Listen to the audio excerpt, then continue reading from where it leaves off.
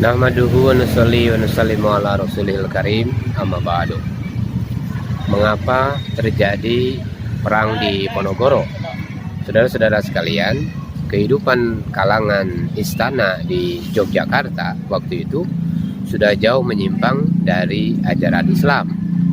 Tingkah laku para bangsawan tidak lagi menjalankan ajaran-ajaran Islam, syariat-syariat Islam dengan baik.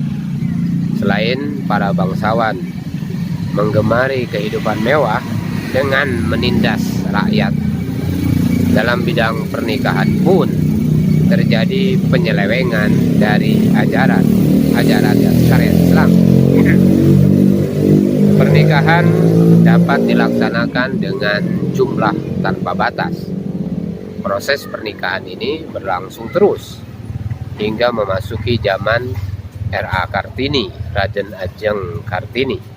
Dituturkan oleh R.A. Kartini melalui suratnya kepada Jihan Jelar tentang penyelewengan sistem pernikahan adat. Di kalangan bangsawan rendah saja di Keraton Pakubuwana, Surakarta, dibenarkan memiliki 26 istri. Di samping itu, saudara-saudara sekalian pemerhati daripada channel ini, bangsawan Surakarta menjadi pemasok daripada candu. Oleh karena itu, Raden Ajeng Kartini mengutuk kebiasaan mengisap candu yang dinilainya sebagai benda-benda laknat. Saudara-saudara sekalian pemerhati daripada channel sejarah ini, di pagi ini kita sengaja memikirkan bagaimana sejarah di masa lalu supaya kita bisa memikirkan langkah-langkah ke depan di mana kita hidup dalam sejarah masa kini. Seperti halnya dengan situasi Sumatera Barat, di Jawa Tengah pun tidak berbeda. Pemerintah kolonial Belanda berhasil mengkondisikan tingkah laku para bangsawan tidak lagi memikirkan nasib rakyat dan melepaskan ajaran-ajaran Islam. Pola pikir kalangan bangsawan oleh imperialis penjajah Belanda diciptakan untuk menolak hukum-hukum Islam, juga agar tidak mau tunduk kepada para ulama, tidak mau tunduk, maka dikembangkanlah ajaran kejawen. Di tengah-tengah tantangan ini, Pangeran Diponegoro mempelopori kebangkitan kembali kesadaran Islam di tengah-tengah masyarakat. Untuk tujuan itu, Pangeran Diponegoro mengenakan busana bersorban dan berjubah sebagai tanda sunnah Nabi SAW. Tampil sebagai ulama, tampil sebagai sultan, seperti halnya dilakukan oleh Imam Bonjol dalam upaya menyadarkan masyarakat Minangkabau terhadap ajaran Islam, terhadap syariat Islam. Juga beliau Imam Bonjol mengenakan busana berjubah dan bersorban. Saudara-saudara sekalian, gerakan kebangkitan kesadaran Islam ini mendapat dukungan dari Kiai Majah dan para pemuda, yaitu Sentot Ali Basyah Prawiro Dirjo sebagai panglima perangnya. Saudara-saudara sekalian, perang dilancarkan dengan sistem perang gerilya.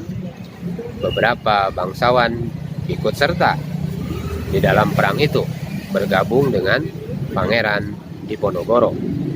Saudara-saudara sekalian pemerhati daripada channel ini, waktu itu kesadaran masyarakat luas juga bangkit berpihak kepada Pangeran Diponegoro, pembela rakyat tertindas, karena tertindas masyarakat dan juga terlilit oleh berbagai beban pajak. Pajak rumah didasarkan jumlah pintu. Pajak rumah didasarkan juga pada jumlah jendela. Kemudian ada pajak padi, dihitung dari setiap ikat padi yang dipanennya. Kemudian binatang seperti kerbau, sapi, kuda, kambing, dan burung dikenakan pajak. Pemerintah kolonial Belanda juga menciptakan pajak jalan bagi setiap orang dan bayi yang sedang digendong. Dinilai sebagai pengguna jalan yang melewati gerbang jalan. Seluruh aturan dan pajak dari penjajah mulai dilawan oleh rakyat pada waktu itu. Perang Diponegoro yang berlangsung di Yogyakarta dan sekitarnya tidak begitu jauh dari pusat pemerintahan kolonial Belanda pada waktu itu, yaitu di Batavia. Hal ini merupakan, saudara-saudara sekalian, merupakan ancaman yang telak bagi kelestarian penjajahan Protestan Belanda.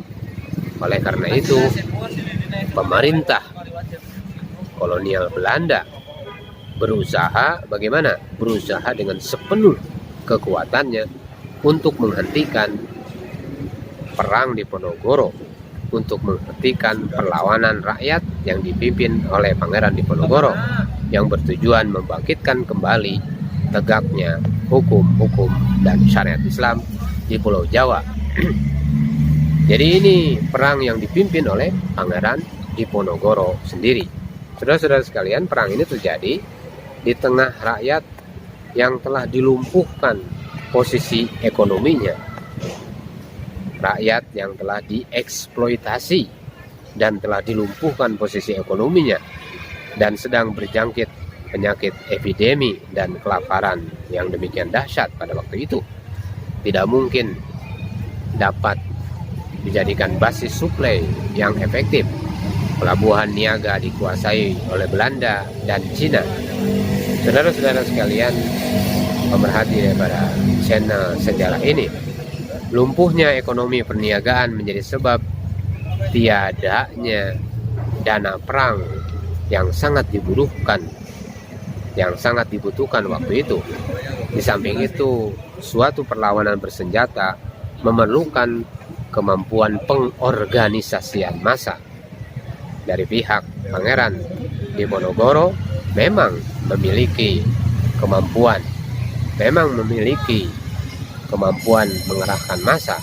Namun setelah massa terbangkitkan semangatnya, bagaimana caranya mengarahkan kekuatan massa tersebut menjadi sesuatu kekuatan militer yang memahami taktik, memahami strategi perang pada waktu itu.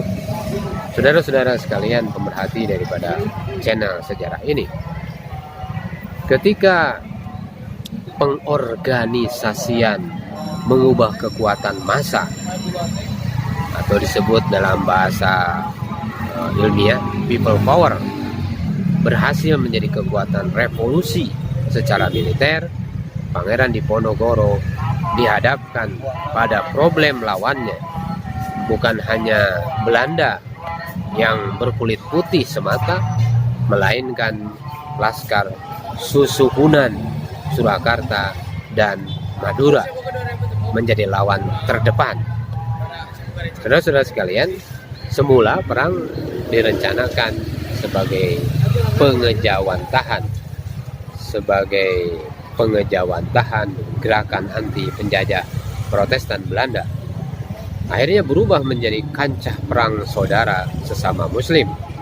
Saudara-saudara sekalian, pemerhati daripada channel ini, maka korban yang terbesar adalah rakyat Surakarta melawan rakyat Surakarta yang sudah menderita kelaparan dan epidemi dan wabah penyakit.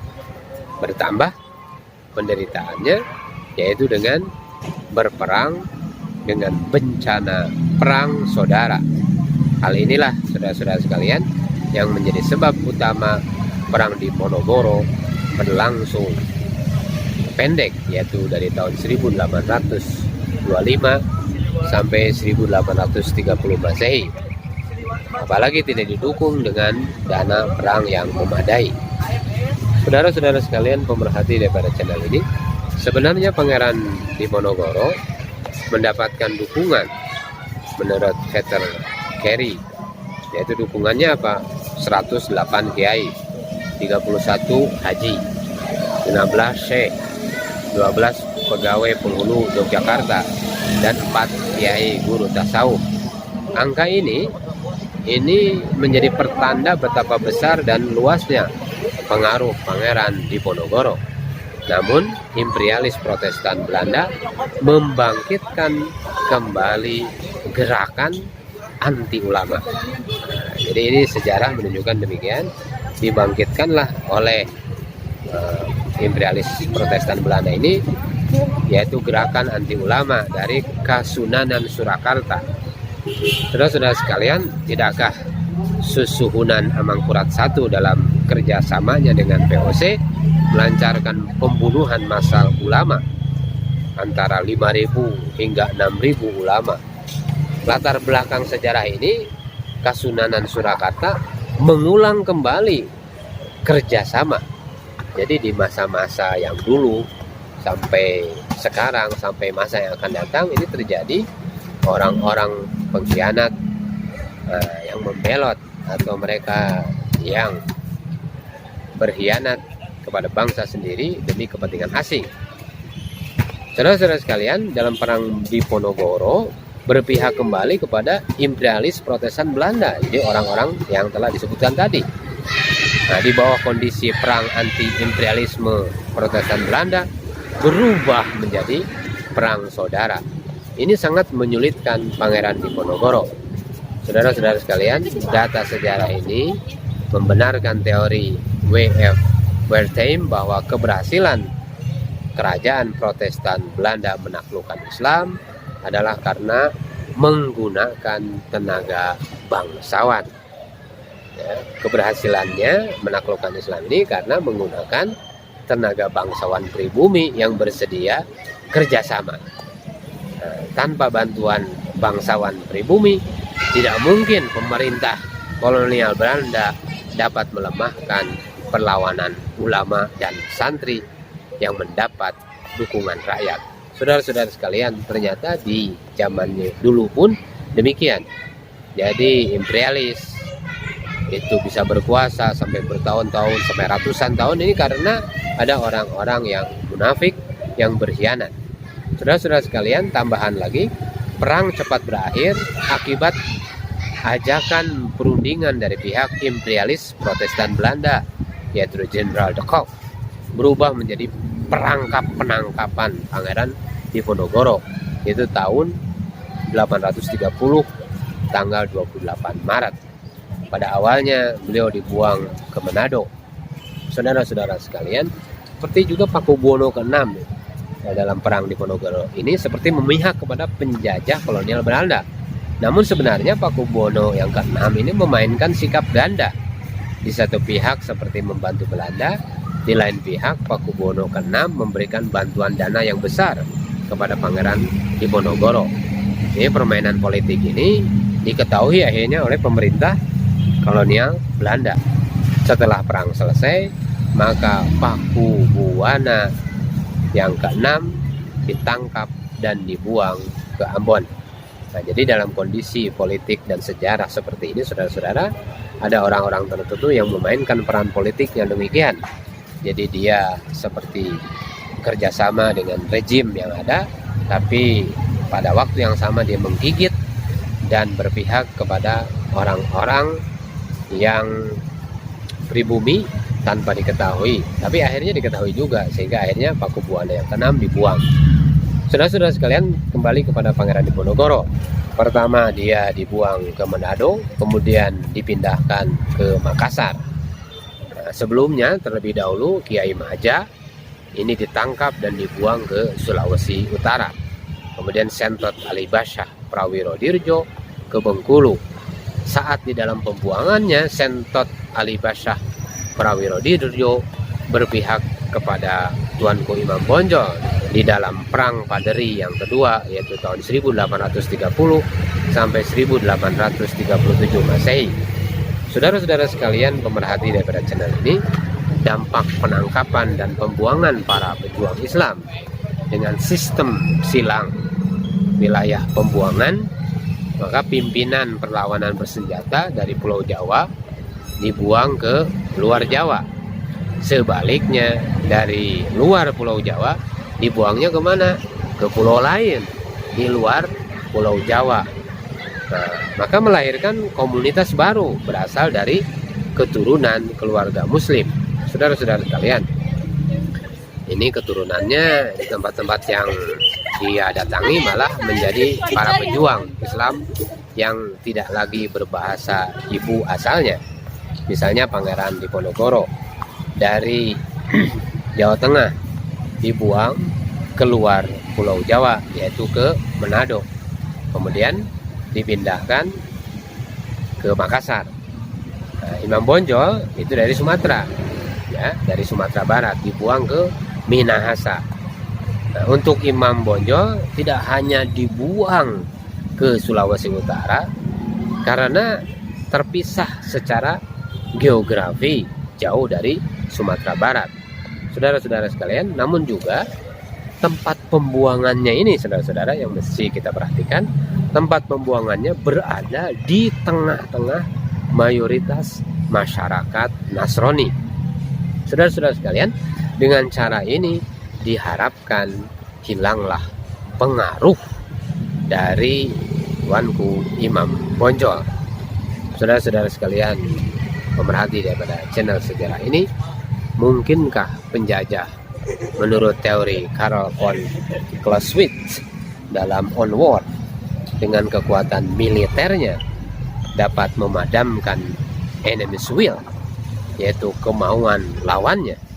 Saudara-saudara sekalian, kemauan lawannya yang selalu cinta kemerdekaan bangsa dan negara, yang selalu cinta kepada agamanya, jawabnya, setiap tentara penjajah hanya mampu menguasai, menduduki wilayahnya semata, tidak mungkin mampu menguasai kemauan bangsa atau rakyat yang dijajahnya.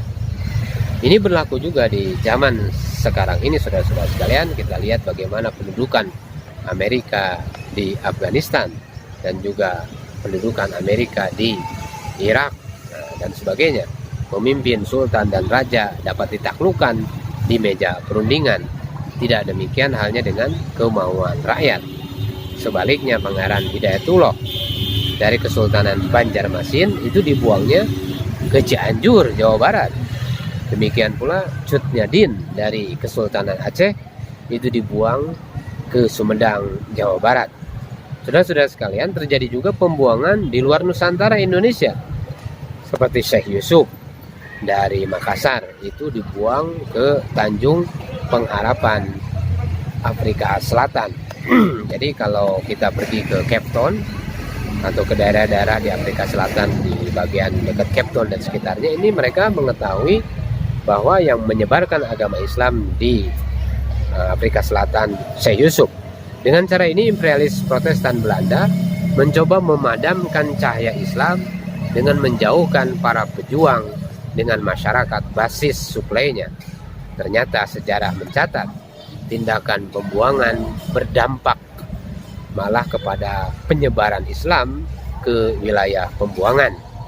Sampai hari ini, saudara-saudara sekalian, seperti tadi telah disampaikan, di sekitar Cape Town, di Tanjung Pengharapan, ini terdapat masyarakat Islam dari keturunan Syekh Yusuf bersama pengikutnya.